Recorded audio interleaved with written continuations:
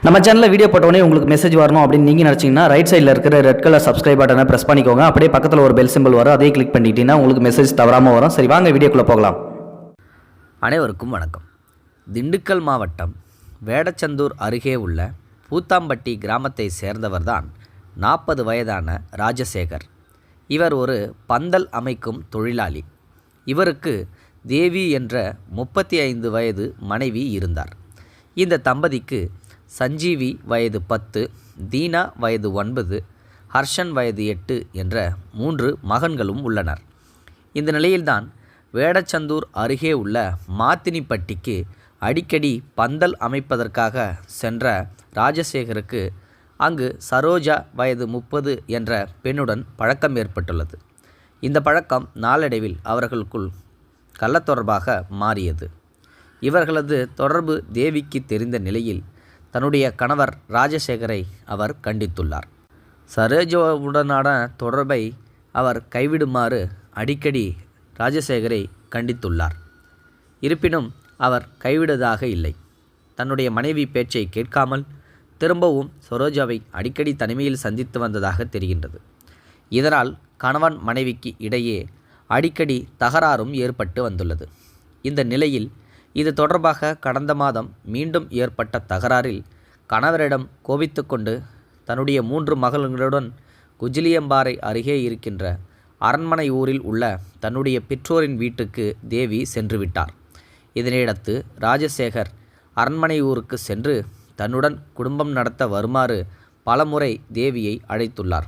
இருப்பினும் ராஜசேகருடன் தேவி செல்லவில்லை என்று கூறப்படுகின்றது. இந்த நிலையில்தான் கடந்த 28ஆம் தேதியன்று ராஜசேகர் மீண்டும் அரண்மனையூருக்கு சென்றிருக்கின்றார். தேவியின் தாயார் தங்கம் தோட்ட வேலைக்கும் சென்றிருந்தார். 3 குழந்தைகளும் தூங்கிக் கொண்டிருந்தனர்.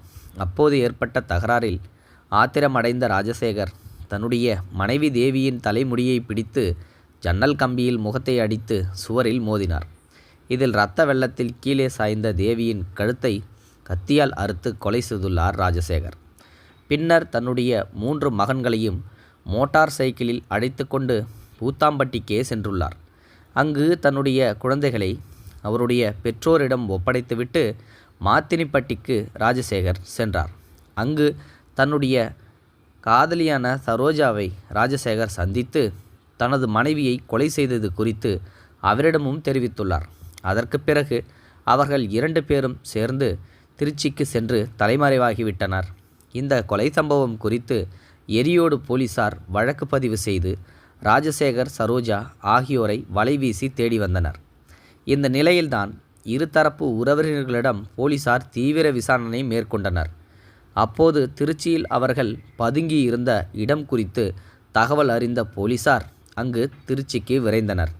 பின்னர் அங்கு பதுங்கியிருந்த ராஜசேகர், அவருடைய காதலியான சரோஜா ஆகியோரை தனிப்படை போலீசார் கைது செய்தனர். கைதான ராஜசேகர் போலீசில் அளித்த வாக்குமூலத்தில், என்னுடைய மனைவி தேவி உயிரோடு இருந்தால் எங்களுடைய காதலுக்கு இடையூறாக இருப்பார் என்று சரோஜா அடிக்கடி கூறி வந்ததாலும், மேலும் அவரை கொலை செய்துவிட்டால் நாம் இருவரும் சந்தோஷமாக இருக்கலாம் என்றும் அவர் சொன்னார்.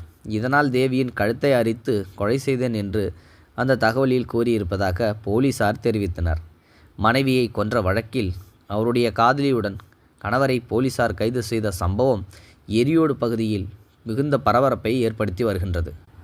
இந்த சம்பவத்து குறித்து உங்களுக்கு தோன்ற கமெண்ட் பாக்ஸில் கமெண்ட் பண்ணுங்கள். முடிஞ்ச அந்த சேனலையும் சப்ஸ்கிரைப் பண்ணி விடுங்க. இந்த வீடியோக்கு ஒரு லைக் கொடுத்துட்டு ஷேரும் பண்ணி விட்ருங்க. தேங்க்யூ ஃபார் வாட்சிங்.